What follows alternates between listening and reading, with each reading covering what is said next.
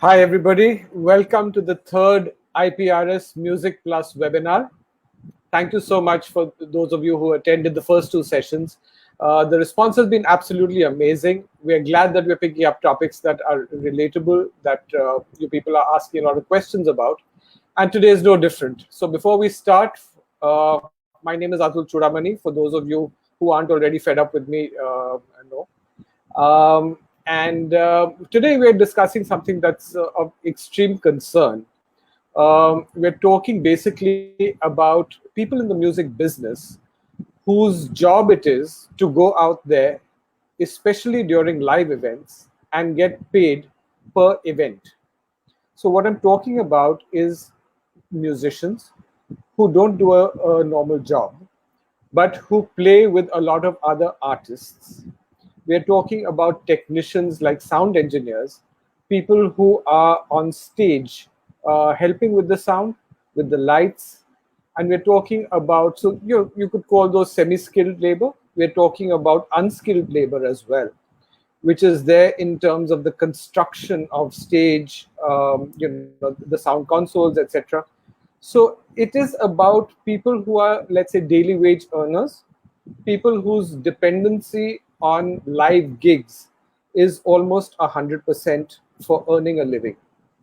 What happens with these people? How do they earn a living in a situation such as ours, in a lockdown? When it comes to music, you know that there are three components basically to copyright.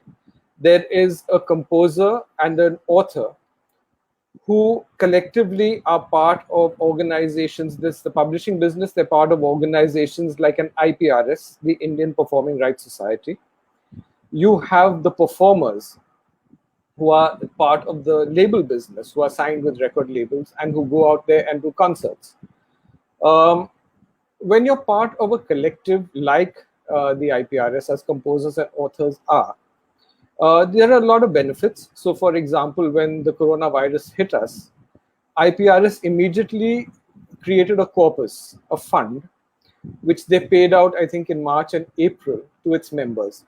So, there is some sort of protection, there is some sort of money coming into people who are organized.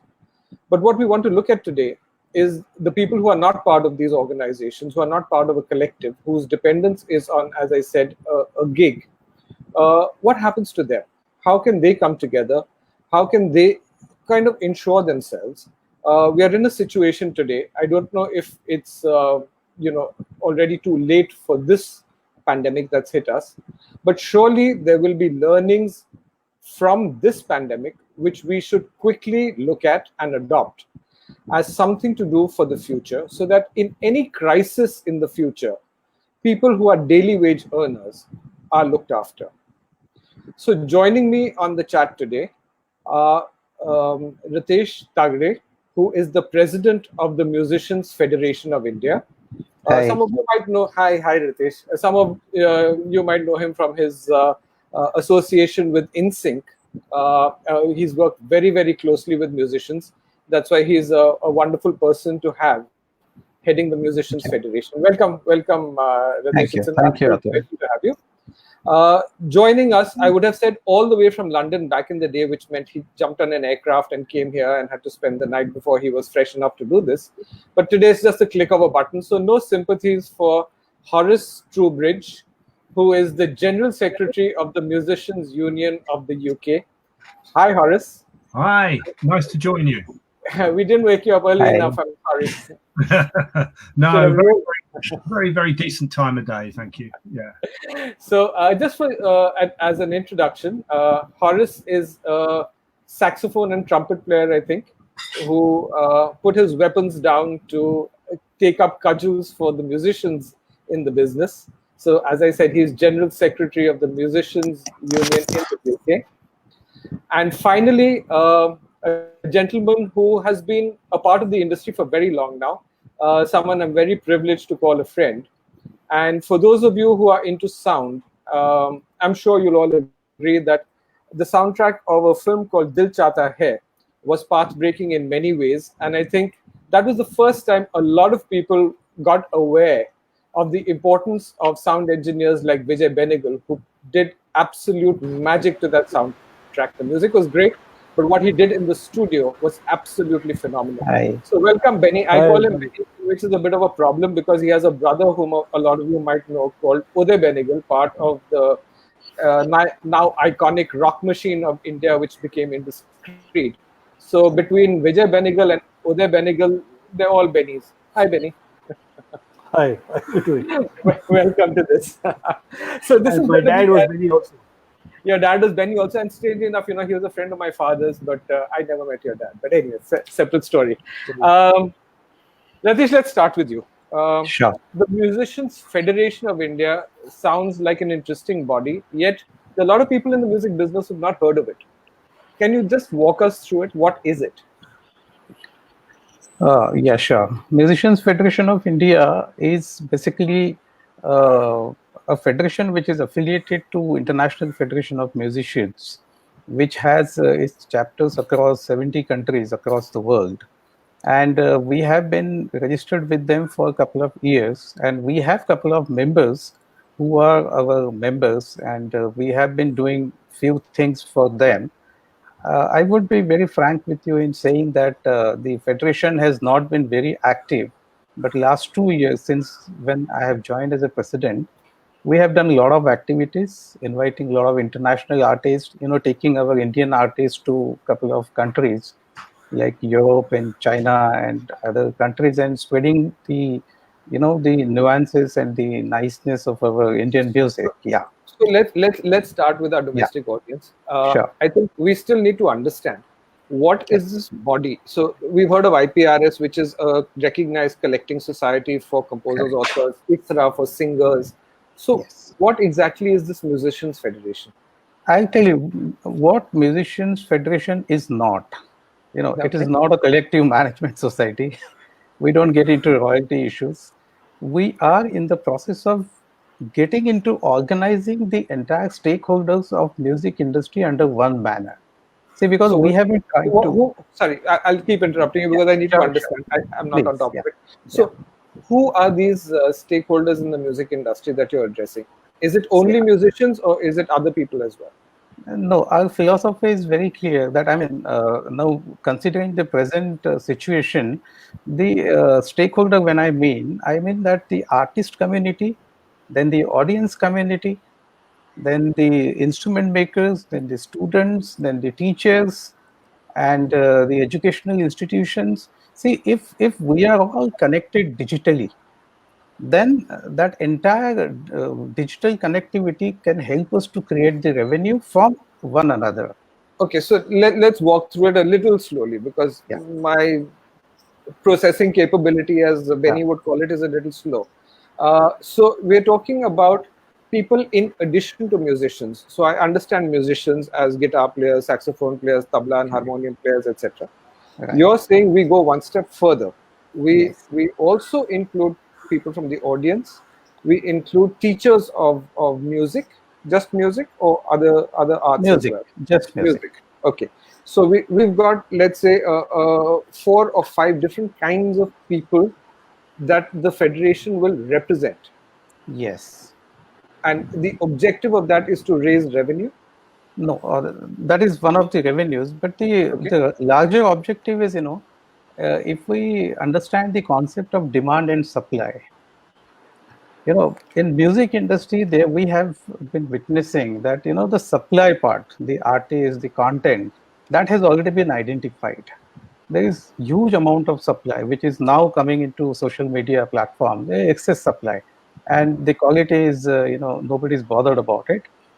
Now, where is the demand? So there is no demand, and nobody has worked on crystallizing shaping up the demand. How does it look like? What is the demand? From where the demand should come in? What is the profile of the demand? So primarily, I want to help the entire musicians fraternity that whenever they create some content, if they are directly connected to digital medium with their fans directly, not through social media, then there is some possibility of creating some revenue out of that. I see. So you're Yeah. connecting musicians and fans Correct. primarily in the hope of raising revenue. Yes. Okay. So, Horace, the musicians union in the UK, does it run on a similar premise? Well, not exactly, because we are a recognised trade union. We're affiliated to the Trade Union Congress (TUC), and we are governed, if you like, by the Trade Union Labour Relation Act. So it's a proper trade union, just like any other workers' union. Um, of course, being an entertainment union, it's slightly different, and a lot of what we do is not simply representing our members in the workplace, but also advising them, guiding them, providing them with insurances, all sorts of different benefits and services that they might need, particularly things like contract advice and legal protection, and public liability insurance, all the things we think that if you join our union, you're equipped to be a musician. You've got everything you need to be a musician. And of course, it's not the really interesting, sexy stuff. It's the really boring stuff. But it's stuff that you really need if you're going to take a business-like approach to being a musician. We've got 32,000 members, and that's Wow. a spread from bedroom grime artists through to first clarinetists at the Royal Opera House. So it's a very, very broad church of musicians, all kinds. So, 32,000, but these are all people who play some music instrument or sing. That's correct. Yes, that's right. What our criteria is that you earn some of your living from music. So it doesn't have to be all your living. It can be, we have part-time professionals as well as full-time professionals within membership, and I dare say we've probably got a few sort of enthusiastic amateurs as well. But we are an organisation for professional musicians. So, all those extremely high rates that we have to pay orchestras in the UK, that's all you're doing, is it? Well, I would argue that they're not high, I'm afraid. I would like to see the rates much more. It's an interesting concept, though, because in the UK, most people think when they see a musician on the TV, at the proms or at some kind of concert, they assume that they are, because they're professionals and they've trained for a long time, that they're probably earning something like a doctor or an accountant or a lawyer might earn. And of course, they're not earning anything like that amount. And it's always, it grieves me that these fantastically talented people who choose the profession of music and bring so much joy to audiences all over the world are not paid what they should be paid. But that's an argument I have with managements every day. Right. So, we'll come back to the earnings in a bit. Let's move to Benny. So, Benny, Ritesh is trying to put together the community. And as I hear it, it's essentially going to be about linking musicians with audiences. They're going to make money. We have a musicians union in the UK, which is focused completely on musicians. From the technicians part, and first let's talk about audio engineers, because that's the poster boy of the technicians in a gig. Is there any organization that you guys have or belong to? No. Well, there are some. For instance, in the cinema, the film business, the engineers that work for, there are a lot of sound recording professionals in the film business who've got their own union. But by and large, I would say, like in recording studios that are non-film associated and in the live sound business, there is no representation really. Part of the reason, I suppose, is our own fault. I'm one of those. But I will say over here that we are, even before this pandemic hit us, we had already started laying some groundwork towards actually creating some sort of representation. We haven't yet figured out exactly what the format is going to be, but it's underway. So let me quickly ask Horace. Horace, do you have something like this in the UK where the engineers, let's say, come under one roof, engineers or engineers and technicians? Well, there is a union called BEC2, which is part of Prospect, and they represent mostly technicians in the major broadcasters like the BBC or ITV, and they also represent backstage people at Covent Garden and at musical theatre and that kind of thing. So, in terms of actual studio engineers, some of them are BECTU members, but there's also an organisation called the Music Producers Guild in the UK, the MPG, and that mainly represents straightforward studio producers rather than engineers. But I think there are a lot of engineers who are members of the MPG because, as Benny will know, the role crosses over quite a lot. Sometimes you can engineer, sometimes you're producing. The roles are interchangeable. So there's those two organisations. I would say MPG are the more kind of progressive, modern, representing, studio engineers who are working with the top acts.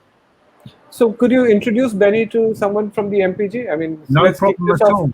Let's kick this off with a positive. I don't know, Benny, if you're already in touch with them, but why don't you get in touch and see if you can at least model some collective on that basis. Yeah, definitely. I was going to ask to connect with Horace post this thing. So I'm just thanks for that. I'm just quick drama go. Yeah, and that's not a problem. If I get your details, Vijay, I can pass them on to a lady called Olga Fitzroy, who is very prominent in the MPG. She's produced all sorts of people, Coldplay, the Beatles, all sorts. So, they're a well-established organisation. They're very well run. So once I've got your details, Benny, I'll introduce you. Sure, I'll send them to you, Horace. I'll send them to you. So, Benny, just to continue with that conversation. So, is people who do sound, engineers who do live sound, are they the same guys we see behind the desk at recording studios, or is it a separate animal? There was a time when they were quite separate. I myself have done a lot of studio work. I mean, I did both. It's just that the way the work has been moving and the way the wind blew, really. I mean, I've moved from studio into live because what I find is that, like, particularly for a freelancer, is that the recording aspect of a song, people are tending to use the staff engineer in the studio. So they would rather, because that works out, the cost factor that's involved. I would be paid a daily rate as opposed to the staff engineer who's employed at the studio, and therefore for the producer it costs a lot more. So my own revenue stream just kind of crashed when this shift happened. But fortunately for me, around that time, or maybe a little bit later, I did have a rather difficult period in between. The live, I got a gig with doing live shows, and that's like kind of helped me out. But there are a lot of studio engineers who have moved from studio into live. Some are doing both, but can you also explain, Benny? So, engineers, like I said, they're the poster boys, and we know a lot of names of people who are, studio and live audio engineers. When we walk up to your consoles, we find you at, the console. You're overseeing everything, and then you have a lot of assistants. What do these guys essentially do? Okay, first, thank you for that poster boy comment, but I really wish it were true, because, like, a lot of people definitely do with a lot more credit. Having said that, let me answer your question. Okay, so me as a freelancer, I mix for a band. So my client is the band. Currently, I'm doing a lot of work with Shankar Ehsaan Loy. So my clients are Shankar Ehsaan Loy. They are the ones that pay me my fee.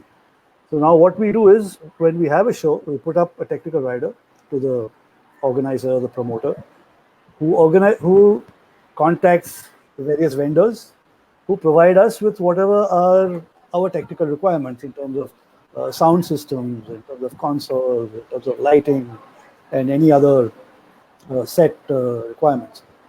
So there are various vendors that provide all this gear. So now, for me, as far as the sound side is concerned, my so-called assistants are essentially the employees of the sound vendor. So they are the guys who will be stage hands, setting up the stage for me, wiring up on stage, anything, assisting at the front of house, assisting at monitor desk. So all the so they're not my assistants as such, but they assist me when I. Yeah, but they belong to, let's say an equipment supplier or an event company, as you said. That's right. Right. So, Ratish, when you're talking about getting one and one together and seeing what revenue opportunities there are, is there any space for sound engineers in particular and any other kind of technicians as well, or is it just straight music to audience? See, it is if you see, I mean, you have to put everything together. I mean, now since lockdown period is going on, but once this lockdown period is over, and I'm sure that within a month or two it will get over, but still the live concerts will not be there. So when live concerts are not there, then the digital is going to be the only mechanism. But the consumption of music by the consumer, that has to be of the refined quality. And if somebody wants to dish out the refined quality content, then there has to be an importance of sound engineers and audio engineers. They have to understand now. Actually, according to me, the importance of Benny's role will go up now from here, because in live concerts, you don't pay attention to sound that much, but here it is going to be part of your documentation. Actually, now it is so wonderful that the entire world is your audience. It's not only India. When you are doing a live concert, then somebody joining from Australia, from Chicago, from Bangalore. So one has to pay proper attention to the sound which is coming out. So that is where I think there is a huge freelancing kind of a profession which will come up for sound engineers. Right. So at the moment, we're in this peculiar situation where there seems to be a growing demand to do things online. Yet I don't know if we are skilling up fast enough for this to become a substitute, let's say, as far as revenue is concerned, for both musicians and technical people. In fact, I must mention here, the other day, Purbain Chatterjee, the sitar player, gave me a call, and he and Darshan Doshi, along with, let me just get all the names correct, Gayatri Ashokan, of course, was singing, that's Purbain's wife. There was Aditya Srinivasan, Mahesh Raghavan, and Shravan Sridhar.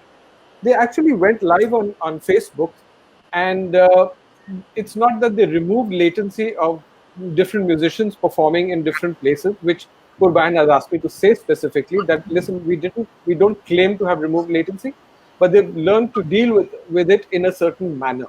So that is that's still up on the Facebook pages of I think Purbain and Darshan. So do take a look at it, because it is fascinating. This is a step in the future. This is where it's moving towards.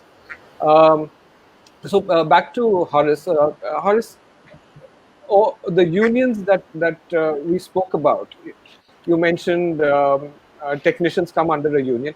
So is there a constant program for skilling up? Because at the moment there could be people who are not very conversant with the digital because they've been doing stuff in a certain way right through, and suddenly this thing has hit them and everything's come to a standstill. So is there a way of educating them, of skilling up? Yeah, there is. My union has been sending out very regular emails to members, but I have to emphasize here, although the emails are going direct to the members, we're saying share this with all musicians. We want all musicians to be able to share in it, even if they're not members of our union, because we want to show them that we care about music and we care about them, even if they're not our members, and hopefully they'll join us at some point. But we want them to have the advice, support, guidance, information that we're sending to our members. And some of that, quite a lot of that, has been about how you deal with technical issues. Obviously, you can't overcome the latency issue. It's just, it's one of those things. You'd have to have a a time machine to be able to do that. But you know, in terms of how they can teach online, there's been an awful lot of that going on. Musicians who were previously having to visit their students' houses or have the student visit their house, they're now doing their teaching online. And we've given a lot of guidance on that. We've given them special contracts that they can use. And we've also given guidance to solo performers about online streaming and how they monetize it, how they deal with the technology, all of that kind of thing. Alongside that, of course, because let's not forget, there are some really serious mental health issues around this whole virus epidemic and pandemic and lockdown. You know, it's the lockdown itself brings a lot of mental pressure, has a severe effect on your well-being, and so alongside the technical advice and guidance that we've been giving out, we're giving out an awful lot of stuff around how you keep, you know, your own state of mind and your own kind of spirits okay during this, you know, crisis. So we like to think we're a full support agency, really. So we've got the technical stuff, but we've got the health and well-being stuff going on as well.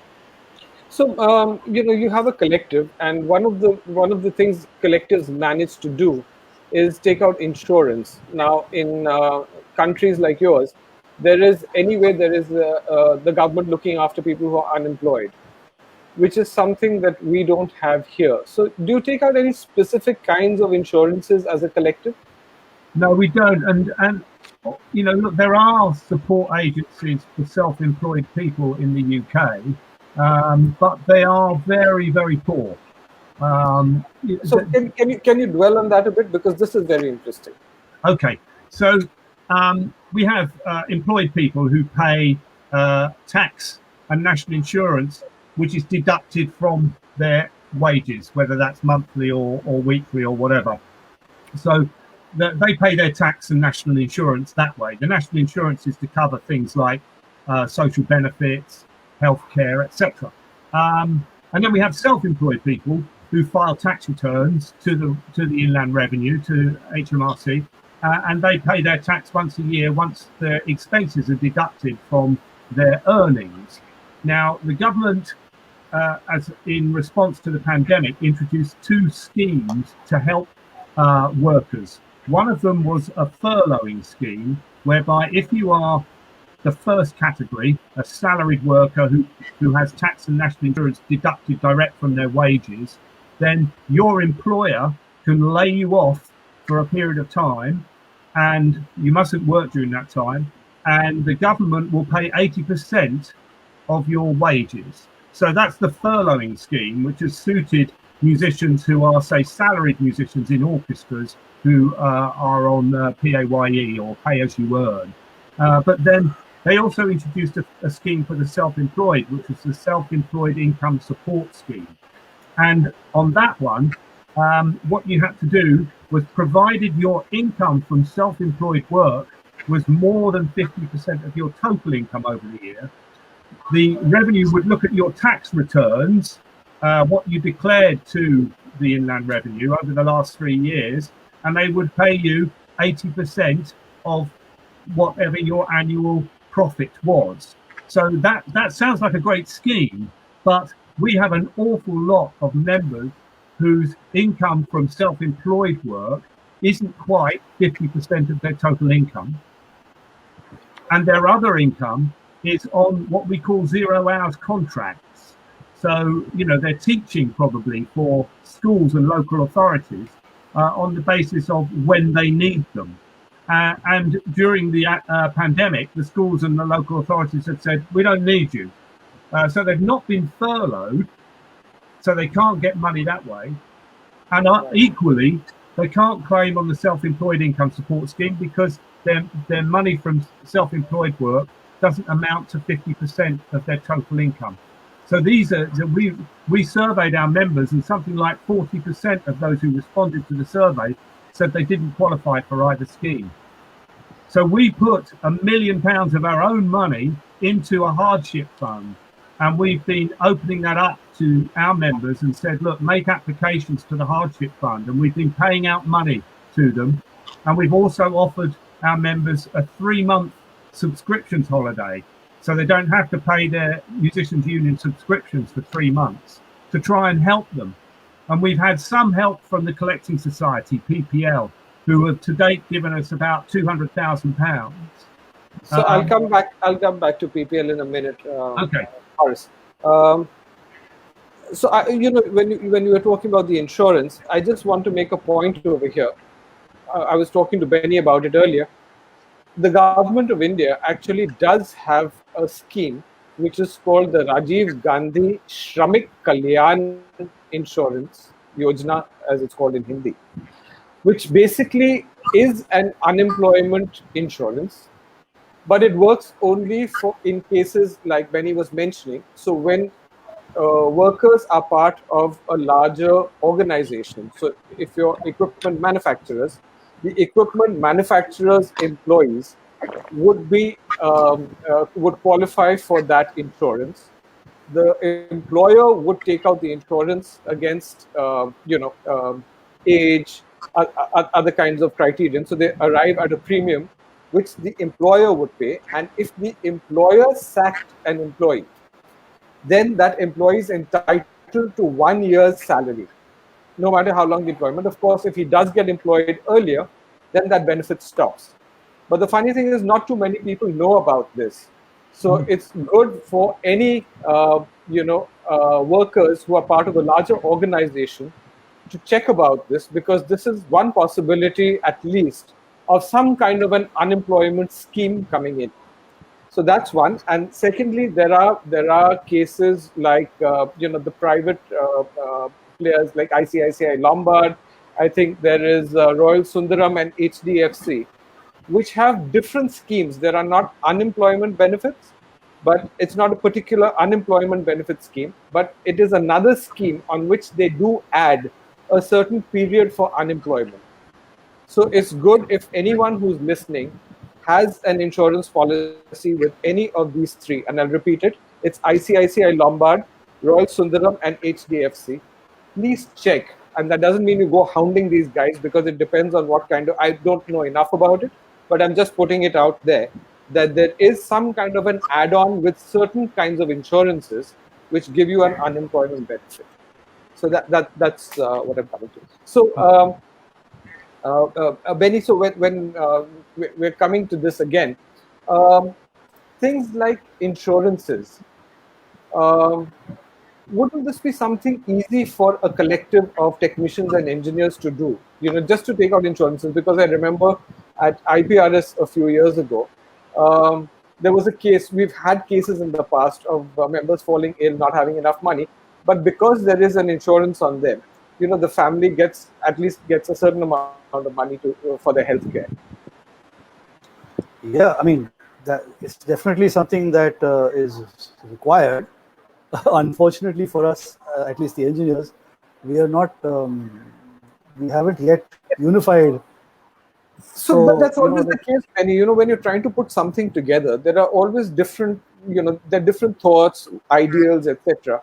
But you have to start, I think, with a common minimum program. What exactly is it that we're looking at?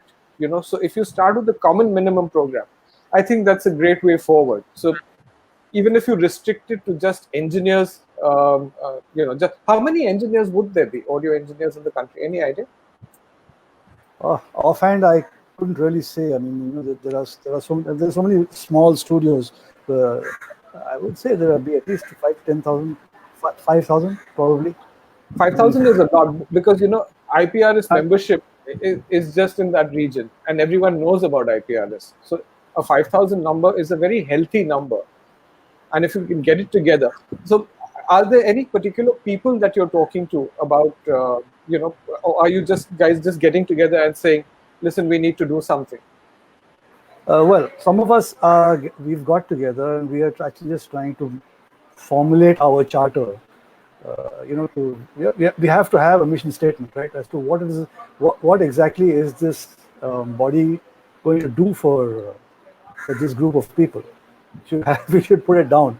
We should know what we want to do. One great learning in India when copyright amendment was happening was that if you have popular and respected figures from the industry. So, for example, in the copyright amendment, we all know that the chairman of IPRS today, Javed Akhtar, took the lead, and he was the face of the amendment. So, if you guys, as Horace was mentioning, it's a collective of producers and technicians. The producers are obviously the big names over there. So you mentioned Shankar Ehsaan Loy. If Shankar Ehsaan Loy were to get in there as producers, or you were to bring in, let's say, even the film producers on board, of course that would be very large. But stuff like that would definitely make a difference. And again, I want to just emphasize again that people who are listening and think that they can put something together with the engineers and technicians, you should talk to people like Vijay Banegal, because they're the brains trust, let's say, of an attempt to put something together. I had mentioned earlier, some years ago, KJ Singh, Aishwarya Natarajan. So KJ Singh is another very respected engineer. KJ, Aishwarya Natarajan, Divya Bhatia, I've forgotten that there are 2-3 more of us. We try to do something to bring a collective together, but it's difficult, and these guys are trying to worry where to get their next buck from, as well as the fact that there are costs involved in putting these things together and running them. So if there's anyone who's got some kind of an infrastructure that can be built on, please feel free to reach out to Benny. You can get in touch with me and I'll put you in touch with people.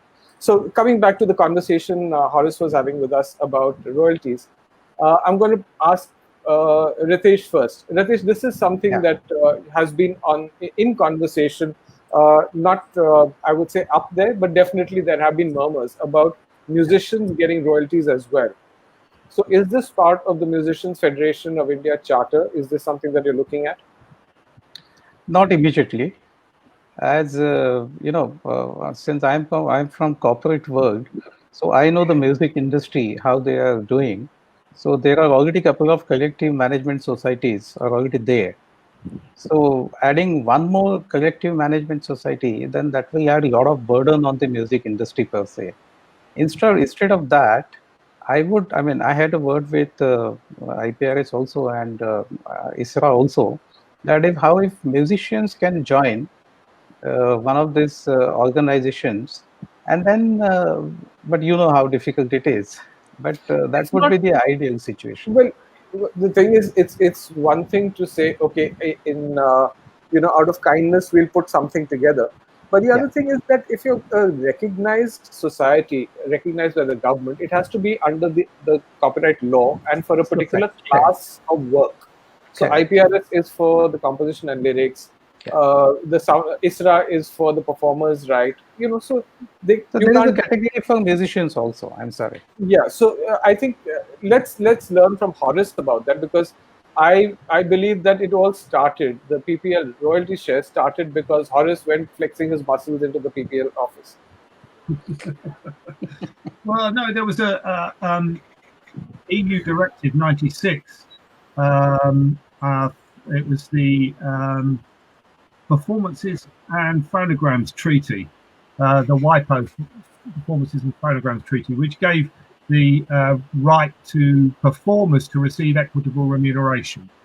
And whereas academics will tell you that the best rights you can have are exclusive rights, our experience over the last 20 or 30 years is actually the best right that a performer can have is an equitable remuneration right.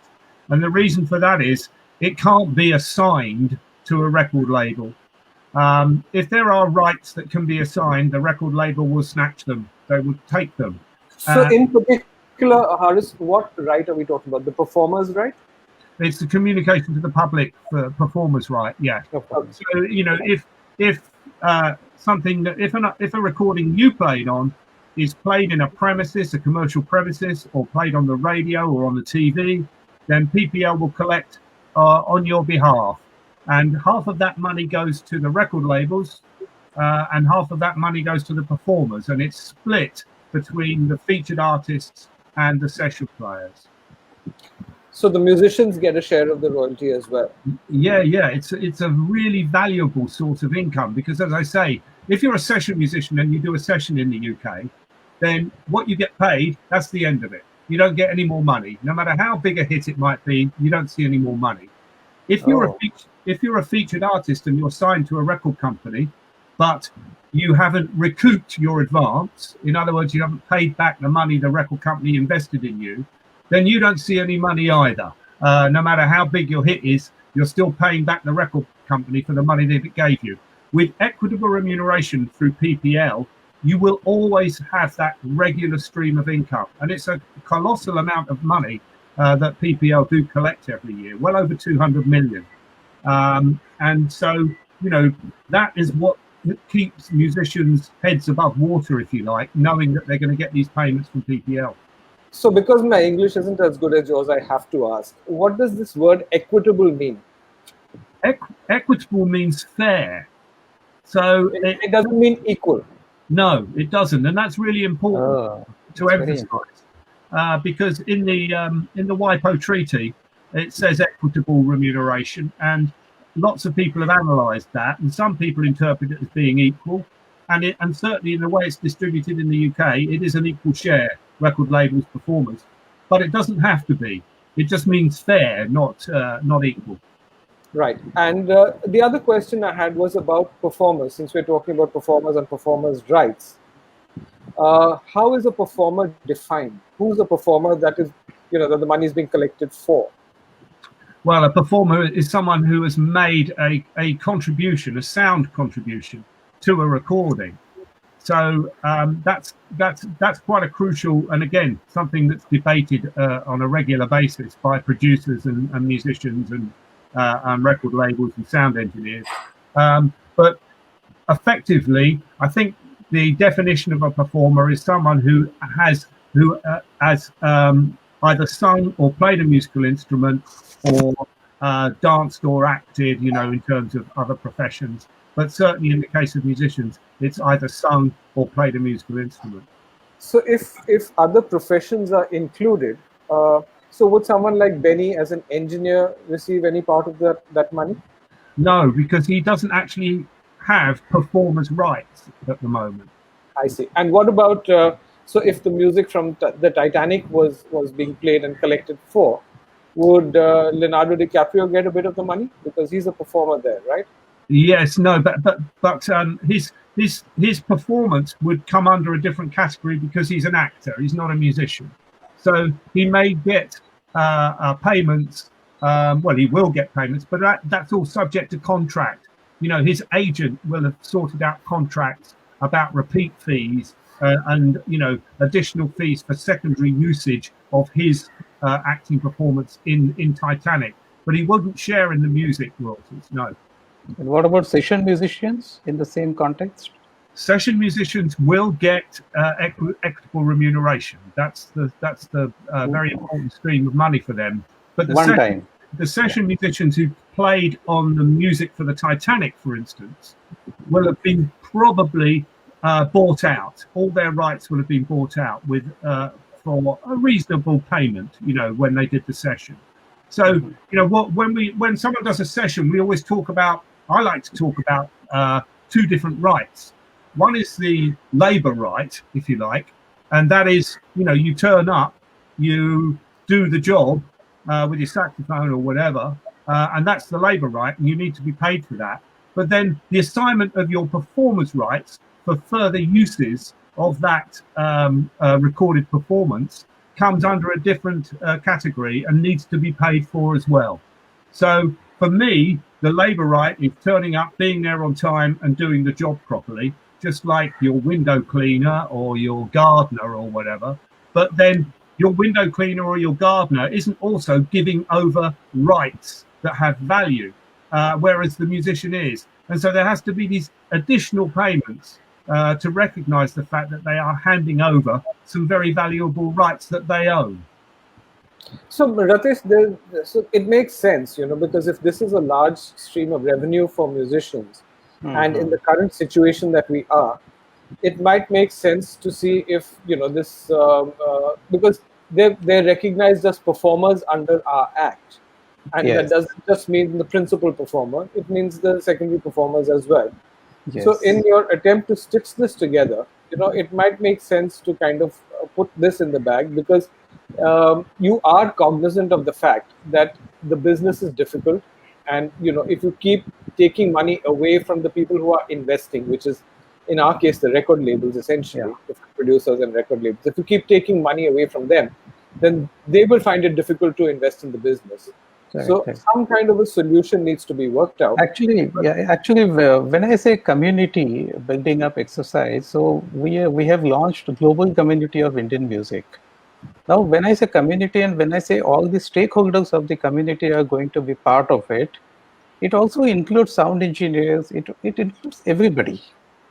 So what has been happening in India, there have been many pockets. Like, for example, if we talk about non-film music genres, so nobody knows what is the size of industry, then how many audiences are there, and what is the profile and everything.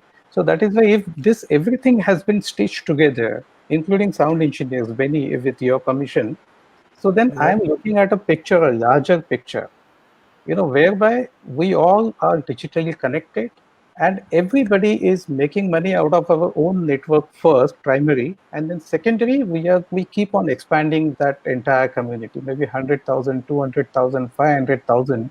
Then that's a fantastic ecosystem. Yeah, because well, the good thing is that there is no precedent. So Yes. what you're doing has no right or wrong. And I think the Sorry, important thing. sorry, just to interrupt you. I would like to acknowledge when Horace was here for our seminar. That time I understood British Music Union's entire model. They've got such a wonderful thing. On one side, they're doing so many great things for musicians and everything, and on the other side, they're also helping the musicians with their social media, with their concerts, and so many things. So it's a wonderful balancing act with Horace is doing. Congratulations, Horace. Yes, Thank it is you. fantastic, and it looks after a sizable number of people. 32,000 is a lot of people, and that just brings me back to my favorite refrain. I'm accused of being an IPRS agent always, because I keep telling all composers and writers to please become part of IPRS, no matter So people tend to dismiss it, saying that there's very little money. Of course, there's little money. Please understand that big money goes to Paul McCartney, as I keep saying, because he's got colossal hits, and they're the guys who are going to make the most money. So in India, it's probably going to be Preetham and R.D. Burman, etc., who have the biggest hits. I mean, that's the truth.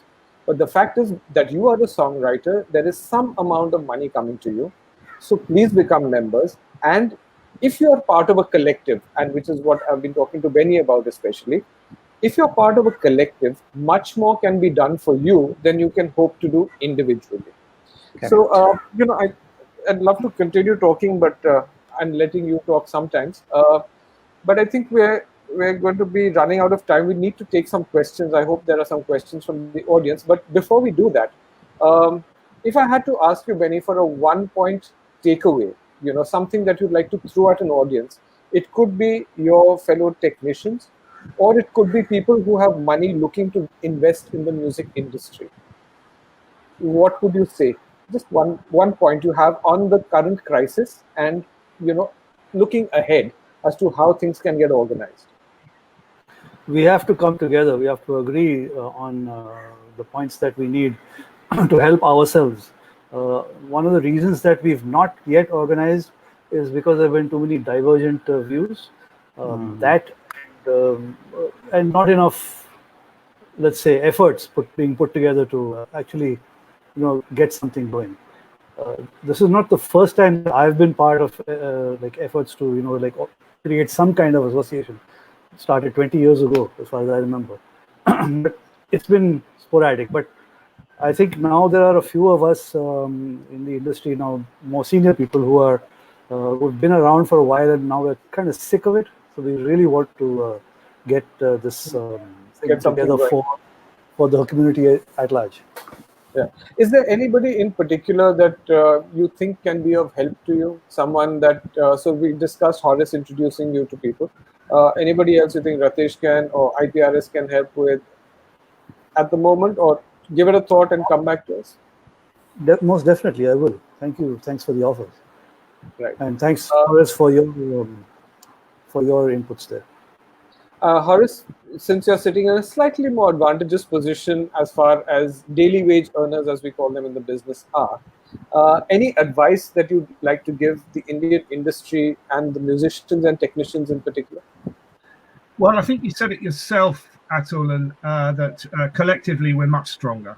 And what musicians need to do is they need to understand that it takes time to grow a union.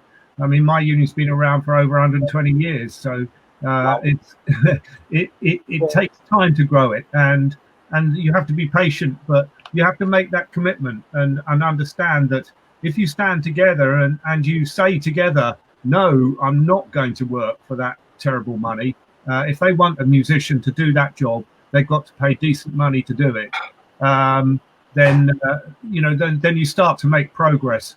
Be organised, get your business side together, know where all the money should come from, and make sure it does come. Thank you, Horace. And Rajesh, since you don't have an organization and you're not a technician musician yourself, I'm going to ask you a slightly different question to end with. So there is a certain amount, there's a fee that people charge, whether they're technicians, engineers, musicians, or primary artists, when they do a live gig. That might change in what you're hoping to do, link people digitally. Yes. So do you see them having to adjust to a new economy, in the sense of, if I get paid 5,000 rupees for a gig as a musician, I might have to take 500 and that will become my rate online? Yeah, there is a possibility, but the number of gigs would go up. Correct. So Yeah, your because- takeaway is be prepared to adapt your rates, let's say, in the new world. Yeah, actually, the Nehru Center types of venues will be replaced with Facebook, Shanmuganand replaced with YouTube. So everybody will have to change, everybody, they will have to be prepared with some questionnaire. Like instead of asking a sound check and all this thing, they should ask you, what is the traffic? What is the analytics? What is a good time to be on the platform? So a lot of things which musicians will have to learn. And the main important thing is that the availability of the content. Nowadays, a lot Right. of content is being available. Anyway, it will happen. I mean, it's just new things, so everybody's jumping into it. That's fine. Yeah. And one of the critical things for these concerts is something that I would urge IPRS. We've had this conversation earlier, I think last week. I would urge IPRS to put a structure in place very quickly, because I am getting at least 2 or 3 inquiries a day as to what kind of licenses are required. We did the first session with Priyanka and Simon Moore from Cobalt, talking about what kind of licenses are required. But I think an online system would really be required at this point of time, where people can quickly apply for a license, put in whatever songs, etc., and get it rolling. Anyway, so let's move to the questions. Do we have any questions already? No questions today. Okay, wonderful. Oh, wait, 1 second. Isn't there a buyout and union fee offered to musicians which keeps them away from royalty? That's Adil Prabhu asking the question. So, Horace, would you like to take that? Can you see the question? Yeah, I can. Well, session musicians in the UK do get the buyout, which enables the record label to take their recorded performance and commercially release it and not pay them any more money. The only time when they get more money after that from that recording that they made is if it's synchronized into something else, or if it's used in a live performance as a backing.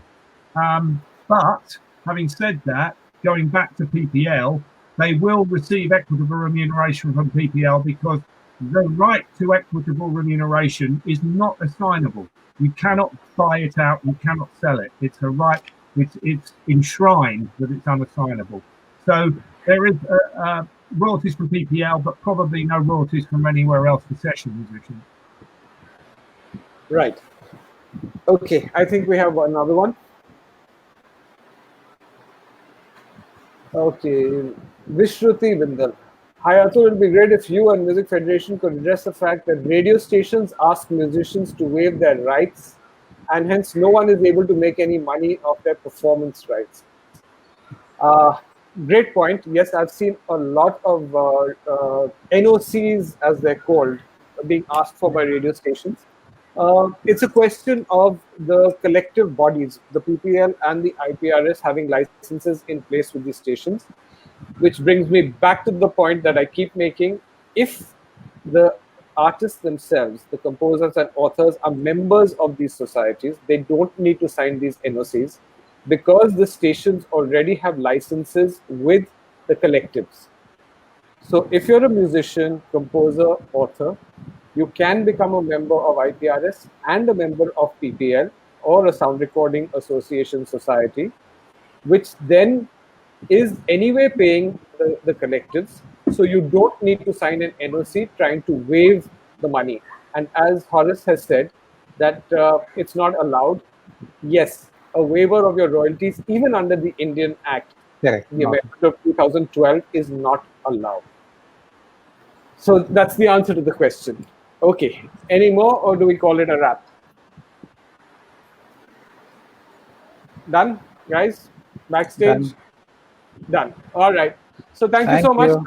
I hope people are better educated now and are enthused to get together and form collectives. Thank you so much, Horace. Thank you, Ratesh. Thank you, Benny. Thank you. Thank you. Thank you, Horace. Thanks, Anytime. Benny. Thanks, Atul. Cheers. See you. Bye. Benny, Benny, can you get my email address from Atul? I will. I'll send you each other's cards. Great stuff. Lovely. Fantastic. Cheers. Thank you. Lovely to see you, Ratesh. Take care. Bye. Take care too. Bye. Bye. Bye.